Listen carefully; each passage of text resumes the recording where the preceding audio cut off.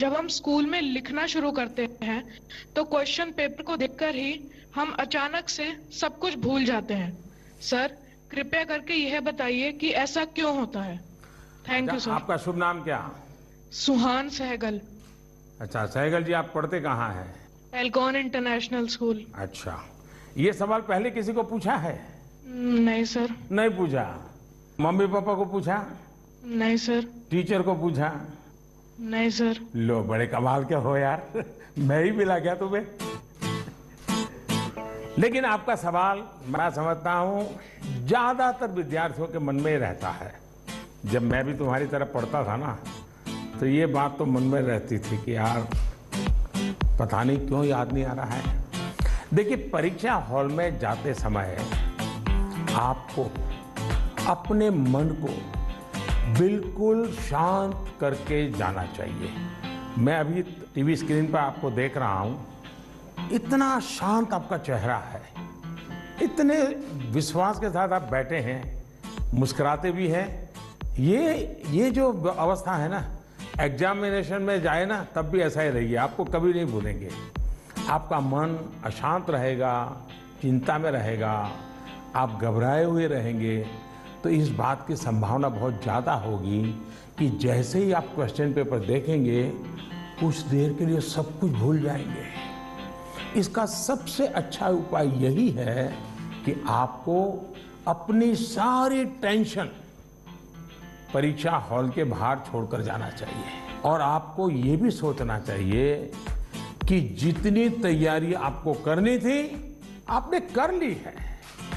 अब आपका फोकस प्रश्नों के अच्छे से उत्तर देने में होना चाहिए। आप इस बात से भी नहीं घबराइए कि कुछ नया आ गया तो क्या होगा, कुछ ऐसा आ गया जो आपने पढ़ा ही नहीं है तो क्या होगा। और मैं सभी को कहूँगा, परीक्षा के तनाव को कम करने के लिए बिना टेंशन लिए परीक्षा देने के लिए बहुत सारी एक्टिविटीज, बहुत सारे उपाय आपको एग्जाम वॉरियर बुक में दिए गए हैं। और अभी भी एग्जाम वॉरियर बुक को एक मैंने नया एडिशन, मुझे कोरोना में थोड़ा समय मिल गया तो मैंने इसको थोड़ा इम्प्रूवमेंट भी किया है, कुछ एडिशन भी किया है। इस बार इसमें बच्चों के लिए ही मंत्र नहीं है, बल्कि मैंने पेरेंट्स के लिए भी काफ़ी कुछ लिखा है। कई सारी एक्टिविटीज नमो ऐप पर भी दी हुई है। आप इसमें पार्टिसिपेंट करके अपने मित्रों के साथ शेयर भी कर सकते हैं। और मुझे विश्वास है, थोड़ा सा प्रयास कीजिए, मन में से निकल जाएगा और आपको पक्का फायदा होगा। और आपके साथियों और मैं ही आपसे चाहूँगा कि आपको जब भी फायदा हो तो मुझे लिख करके दीजिए। एग्जाम वॉरियर पढ़ करके मुझे चिट्ठी लिखिए। लिखोगे ना? जी सर। वाह, शाबाश। Thank you sir. नमस्ते जी। मेरा नाम भारवी पोपट है। मैं गुजरात अहमदाबाद के ग्लोबल मिशन इंटरनेशनल स्कूल संस्कार धाम के कक्षा 11वीं कॉमर्स की छात्रा हूँ। श्रीमान, इस कोरोना काल में उद्योग, व्यापार, सरकार को भी तकलीफ आई होगी, लेकिन क्या आपने सोचा है कि विद्यार्थियों को क्या तकलीफ आई? सर, इस संकट को मैं अपने जीवन में किस रूप में याद रखूं? ऐसा लगता है कि हम छात्रों का एक साल निरर्थक हो गया हो। मेरी जगह आप होते तो क्या करते? आपका मार्गदर्शन हमें दिशा देगा। धन्यवाद। धारवी आपका छोटा भाई है? बड़ा भाई, छोटा भाई कोई है घर में? छोटी बहन है। हैं? छोटी बहन है सर। छोटी बहन है। अच्छा जी सर। छोटी बहन को ऐसे ही डांटती हो जैसे अभी कह रही थी? नहीं सर। है? ऐसे आंखें खोल करके बोल रही थी?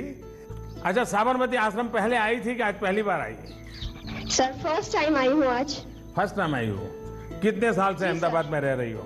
6 years सर। अच्छा, तो 6 साल से रह रही हो और आपको कभी मन नहीं कर गया कि भारत की आजादी का इतना महत्वपूर्ण स्थान, वहां कभी जाना चाहिए?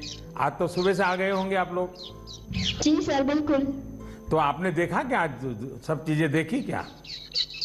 हाँ सर, देखी। मन को शांति का अनुभव हुआ? हाँ सर, बहुत शांति का अनुभव हुआ। देखिए, जा करके अपने संस्कार धाम के दोस्तों को भी कहो कि साबरमती आश्रम जाना चाहिए, और अपने परिवार और जी। मित्रों के भी कहो कि साबरमती आश्रम जाना जी, सर। चाहिए और वहाँ की शांति का अनुभव करना चाहिए। कुछ पल बिल्कुल, मौन, सर। कुछ पल मौन वहाँ बैठना चाहिए। करोगे? हाँ सर। अच्छा, अब आप चलिए, आपके सवाल पर आता हूँ। मैं तो एकदम से धार्मिक को उपदेश ही देने लग गया था। देखिए, आपकी बात बिल्कुल सही है। जहाँ तक कोरोना का प्रश्न है, मैं तो इसे इस रूप में देखता हूँ कि जो गलती आपने नहीं की, उसका खामियाजा आपको उठाना पड़ा। ये आपके लिए जीवन की एक सीख है कि कई बार जीवन में बहुत कुछ अचानक घटता है, अकल्पनीय घटता है, और इन घटनाओं पर आपका कोई नियंत्रण नहीं होता है। कोरोना में भी हम कह सकते हैं कि बच्चों का, युवाओं का जो नुकसान हुआ है वो बहुत बड़ा है।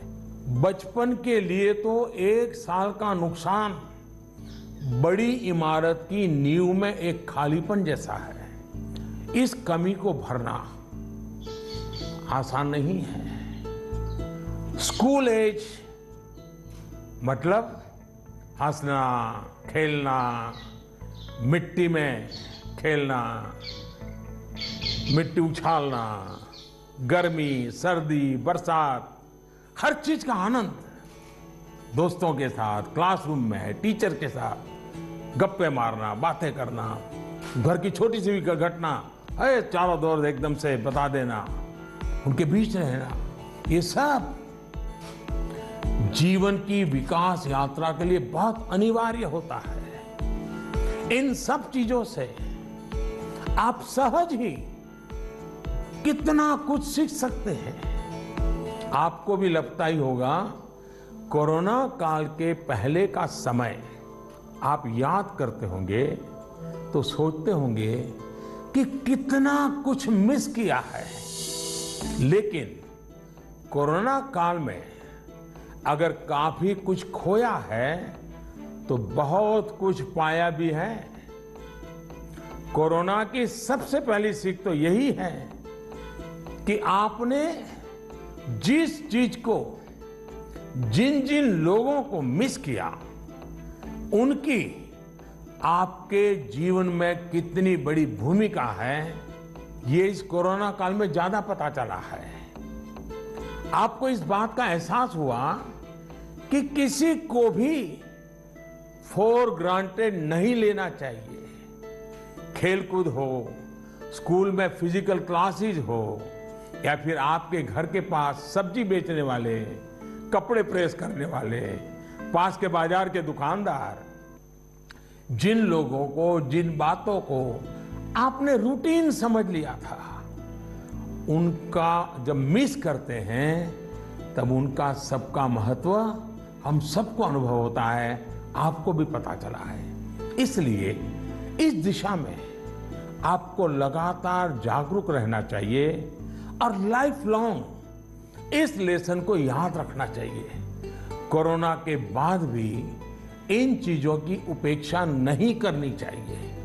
वहीं आपको यह भी याद रहना चाहिए, जीवन को सच्चे अर्थ में जीने के लिए कितनी कम चीजों की जरूरत होती है। दूसरा, इस 1 साल में आपको कहीं ना कहीं जाने अनजाने में आपको खुद के भीतर झोंकने का, खुद को जानने का एक अवसर भी मिला होगा। कोरोना काल में एक और बात ये भी हुई है कि हमने अपने परिवार में एक दूसरे को ज्यादा नजदीकी से समझा है। कोरोना ने सोशल डिस्टेंसिंग के लिए मजबूर किया, लेकिन परिवारों में इमोशनल बॉन्डिंग को भी इसने मजबूत किया है। कोरोना काल ने यह भी दिखाया है कि एक संयुक्त परिवार की ताकत क्या होती है। घर के बच्चों के जीवन निर्माण में उनका कितना रोल होता है। मैं चाहूंगा कि सोशल साइंस के लोग, हमारी यूनिवर्सिटीज इस पर रिसर्च करें, कोरोना काल के फैमिली लाइफ पर स्टडी करें, कैसे इस संकट से मुकाबला करने में संयुक्त परिवार ने समाज को ताकत दी। इस पहलू को खंगाले। कोरोना आने के बाद ये जो आयुर्वेदिक काढ़ा, पौष्टिक भोजन, साफ सफाई, इम्यूनिटी, ऐसे अनेक महत्वपूर्ण विषयों पर हम सबका ध्यान गया है। इन सब के लिए लोगों ने जो जो किया वो अगर पहले से करते आ रहे होते तो शायद परेशानी इससे भी कम होती। लेकिन अच्छा है, अब ये बदलाव लोगों ने अपने जीवन में शामिल कर लिया है और इसलिए मैं यही कहूंगा, ये बहुत बड़ी बात है कि परिवार के बच्चे ऐसे गंभीर पहलुओं पर सोच रहे हैं, बात कर रहे हैं। धन्यवाद बेटा, धन्यवाद। নমস্কাৰ। অতি মাননীয় প্ৰধানমন্ত্ৰী মহোদয়, সকলো অসমবাসী ৰাইজৰ ফালৰ পৰা মই অভিনন্দন জ্ঞাপন কৰিলোঁ। माननीय प्रधानमंत्री महोदय, मैं कृष्टि सैकिया केंद्र विद्यालय IIT गुवाहाटी की 10वीं कक्षा की छात्रा हूँ और समस्त असमवासियों की ओर से आपको प्रणाम। सर, नई पीढ़ी की एक बच्चे के तौर पर हम अपने पेरेंट्स और अपने बीच की जनरेशन गैप को हमेशा कम करना चाहते हैं। तो प्राइम मिनिस्टर सर, हम ये किस प्रकार कर सकते हैं? कृपया अपने मार्गदर्शन दीजिए। क्या नाम बताया बेटा? सर, कृष्टि सैकिया। इतनी बढ़िया हिंदी कैसे बोल लेती हो? धन्यवाद सर। चलिए, आपका सवाल तो बहुत अच्छा है। एक विद्यार्थी के रूप में आपने जो सवाल पूछा है उसके लिए मैं आपकी बहुत सराहना करता हूं। ये बताता है कि आप उस मुद्दे को लेकर कितने संवेदनशील हैं। आप न केवल इस विषय को समझ रहे हैं बल्कि दो पीढ़ियों के बीच जनरेशन गैप कम हो इसका भी प्रयास कर रहे हैं। लेकिन मुझे पेरेंट्स से इस विषय पर बात करनी है। एक बात जो पेरेंट्स को डिसाइड करनी है, क्या वो बुढ़ापे की ओर जाना चाहते हैं या फिर अपनी उम्र कम करना चाहते हैं। और आप भी बेटा अपने मम्मी पापा को जरूर ये सवाल पूछना। अगर पेरेंट्स बुढ़ापे की तरफ जाना चाहते हैं तो बेशक अपने बच्चों के साथ डिस्टेंस बना ले, गैप बढ़ाते रहें। अगर आपको नवजीवन की ओर आगे बढ़ना है, अपनी उम्र घटानी है, युवा बने रहना है, तो आप अपने बच्चों के साथ गैप कम कीजिए, क्लोजनेस बढ़ाइए। ये आपके फायदे वाला है। आप याद करिए, जब आपका बच्चा 1 साल की उम्र का था तो आप उसके साथ कैसे बातें करते थे? तब आप उसे हंसाने के लिए कैसी कैसी आवाजें निकालते थे? आप अपने चेहरे के भांति भांति के एक्सप्रेशन बनाकर कैसे उससे बात करते थे? ऐसा करते हुए क्या कभी आपने सोचा कि कोई देखेगा तो क्या कहेगा? कभी आपने सोचा कि लोग आपको ऐसा करते हुए देखेंगे तो ये कहेंगे ये कैसे चेहरे बना रहा है, कैसी आवाज निकाल रहा है? क्या कभी उस समय आपने ये सोचा कि आपके बच्चे के मन में क्या चल रहा होगा? आपको उस समय आनंद आया, इसलिए आपने ये किया।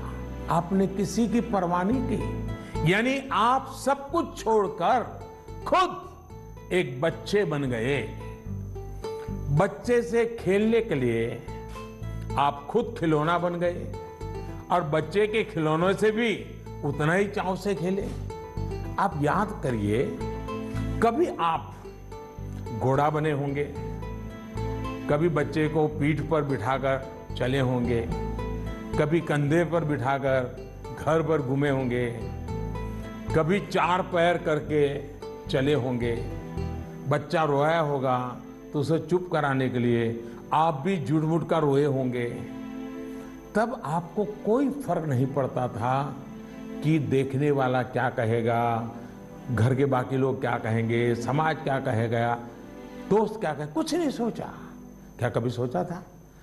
आप उसका आनंद लेते हैं और ऐसा बच्चे के 5-6 साल की उम्र तक चलता रहता है। जैसे ही बच्चा थोड़ा बड़ा होता है तो एक लेवल पर मेंटेलिटी ऐसी हो जाती है कि माँ बाप बच्चे को डोमिनेट करना चाहते हैं, बच्चे को हर चीज सिखाना चाहते हैं। अचानक जो दोस्त थे वो दोस्त न रहकर बच्चे के इंस्ट्रक्टर बन जाते हैं और कभी कभी इंस्पेक्टर भी बन जाते हैं। साथियों, बच्चा जब बाहर की दुनिया में पैर रखता है तो बहुत सी बातें ऑब्जर्व करता है। घर में जो देखा था उससे कुछ ज्यादा, कुछ अलग, कुछ नया वो देखने लगता है। उस समय आपकी ये जागरूक जिम्मेदारी है कि उस नए वातावरण में आपका बच्चा और अधिक फले फूले। और इसका उत्तम तरीका है कि आप उसके मन से जुड़े, उसके मन से ही करें और उसकी हर बात को इमोशनली अटैच होकर के सुने। ऐसे नहीं फोन कर रहे हैं और वो बोल रहा है, ऐसा नहीं होना चाहिए। बिल्कुल उसके साथ जुड़िए। आपको जो पसंद नहीं, अगर वो काम आपका बच्चा करके आया है तो उसको डांटिए मत, टोकिए मत, बस सुनते रहिए। सुनते समय उसको लगना चाहिए कि आप उसको कितना प्यार करते हैं। हाँ, लेकिन जो चीज अच्छी नहीं है उसको मन में रजिस्टर करके रखिए। और ये ग्रोइंग एज के बच्चों के लिए करना बहुत जरूरी होता है। आप जितना हो सके उसकी बात सुनिए, उसकी बात समझिए। आप इंस्ट्रक्टर बनकर उसे सुबह से शाम तक क्या करना है ये मत समझाइए। बार बार ये मत पूछिए कि मैंने ये कहा था, क्या क्या किया। बस अपनी आंखें खुली रखिए, कान खुले रखिए, उस पर ध्यान रखिए। उसमें सुधार से जुड़ी जो बातें आपने रजिस्टर की हैं, जो आपको ठीक नहीं लगा, उसे ठीक करने के लिए बहुत विचार करके एक एनवायरनमेंट क्रिएट करिए ताकि उसे खुद ही लगे कि वो कहाँ गलत कर रहा है। जब माँ बाप बच्चों के साथ हम उम्र बनकर ही जुड़ते हैं तो कोई इश्यू नहीं होता है। जैसे बच्चा कोई नया गाना सुन रहा है, कोई नया म्यूजिक सुनकर आनंद ले रहा है, तो आप भी उसके साथ उस आनंद में शामिल होने की कोशिश करिए। आप उसको मत कहो कि 30 साल पहले हमारे जमाने में तो वो गाना था, हम वो बजाएंगे। नहीं, ऐसा मत करो। वो जो गाना उसको पसंद है आप उससे जुड़िए, आनंद लीजिए ना।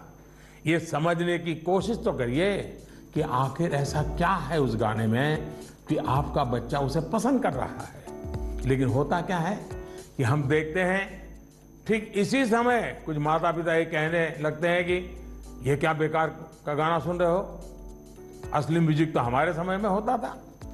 अब तो जो बनता है वो सिर्फ शोर शराबा होता है। होता क्या है कि बच्चा आप आकर के आपको कोई बात बताता है।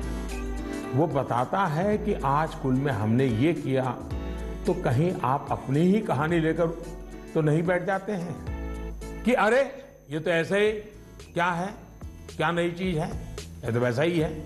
अपने बच्चे के साथ उसकी जनरेशन की बातों में उतनी ही दिलचस्पी दिखाइएगा, आप उसके आनंद में शामिल होंगे तो आप देखिएगा जनरेशन गैप कैसे खत्म हो जाती है। और शायद जो बात आप कहना चाह रहे हैं वो उसके समझ में भी आ जाए। और इसलिए जनरेशन गैप को कम करने के लिए बच्चों और बड़ों को एक दूसरे को समझना होगा।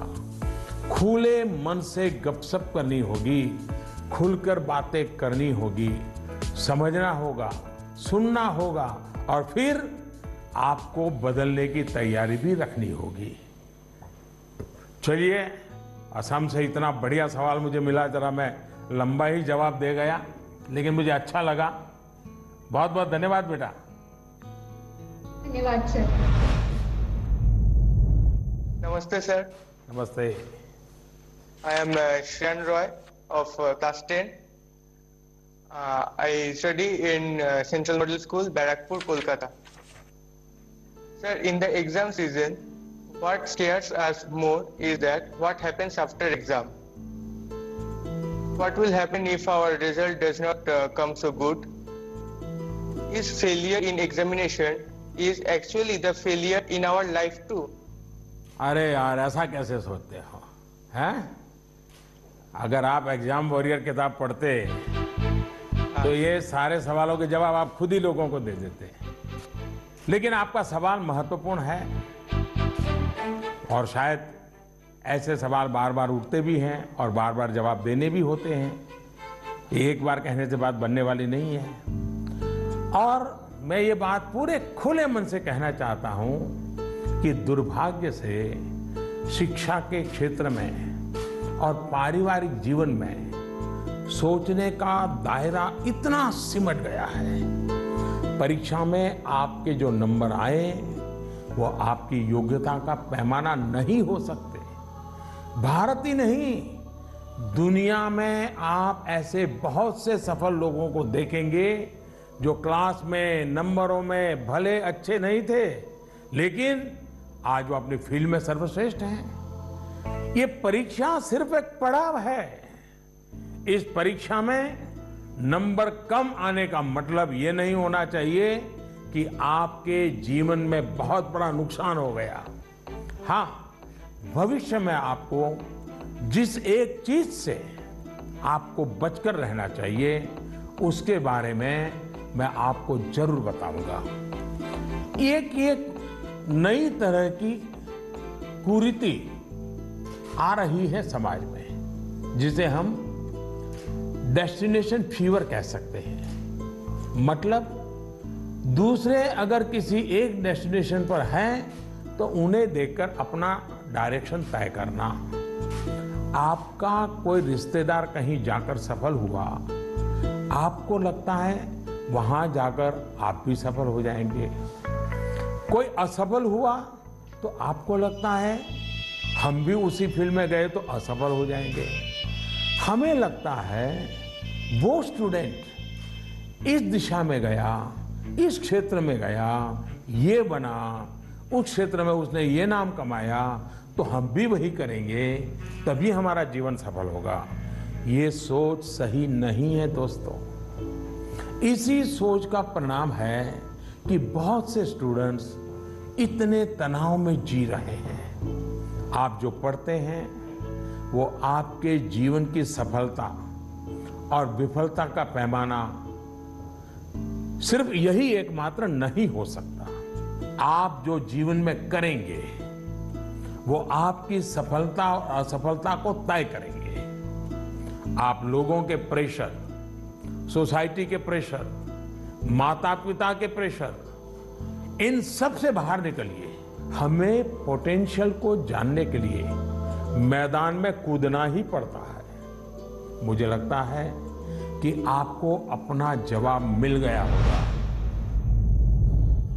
साथियों, मुझे बहुत अच्छा लगा आप सबसे वर्चुअली मिलने का मुझे मौका मिला। मैं आप सबका बहुत बहुत धन्यवाद करता हूं। वाकई मुझे बहुत आनंद आया। आप सबसे बात करना मेरे लिए भी एक उमंग से कम नहीं होता है, आनंद से कम नहीं होता है। मुझे लगता है कि आप सभी को भी जरूर उसमें से कुछ न कुछ बातें काम आएगी।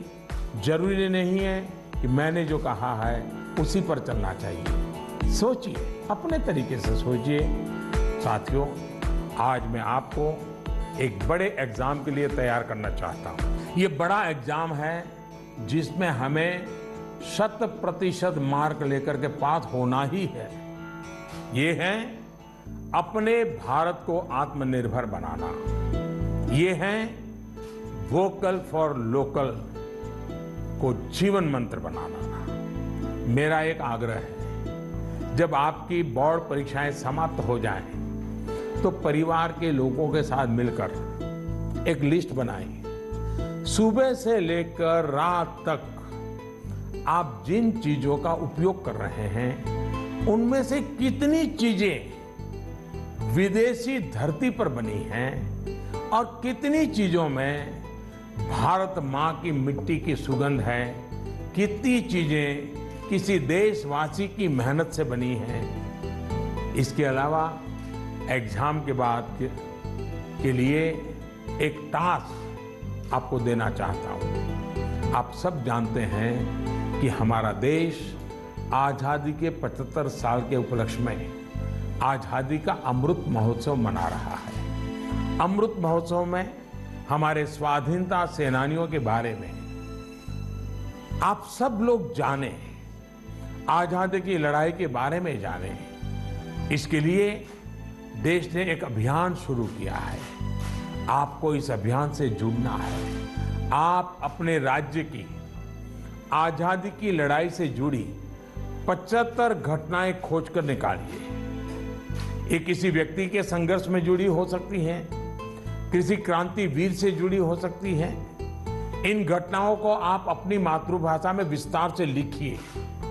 इसके अलावा हिंदी, इंग्लिश में लिख सके तो भी अच्छा होगा। आप इसको साल भर का प्रोजेक्ट बनाइए और डिजिटल तरीके से इसे कैसे करें, इसके लिए अपने टीचर से भी गाइडेंस लीजिए। आप अपने टीचर से बात करिए, अपने पेरेंट्स से, दादा दादी से बात करिए। आप क्या कर सकते हैं, इस पर चर्चा करिए। साथियों, गुरुदेव रविंद्रनाथ टैगोर ने लिखा है, मैंने स्वप्न देखा कि जीवन आनंद है। मैं जागा और पाया कि जीवन सेवा है। मैंने सेवा की और पाया कि सेवा में ही आनंद है। आप खुद भी देखिए, जब हमारी इच्छाएं, हमारे लक्ष्य देश की सेवा से जुड़ जाते हैं, तो हम करोड़ों जीवनों से जुड़ जाते हैं। इसलिए बड़े सपने रखने हैं, देश के लिए सोचना है। मुझे पूरा भरोसा है आप ये एग्जाम बहुत अच्छे मार्क्स से पास करेंगे। उसके बाद जीवन में बहुत आगे जाएंगे। इसलिए खूब पढ़िए, खूब खेलिए, खूब मस्ती करिए। रिजल्ट के बाद मुझे अपने संदेश भी जरूर भेजिएगा, मुझे इंतजार रहेगा। इन्हीं शुभकामनाओं के साथ सभी मेरे युवा साथियों का, नन्हे नन्हे दोस्तों का बहुत बहुत धन्यवाद। अनेक अनेक शुभकामनाएं।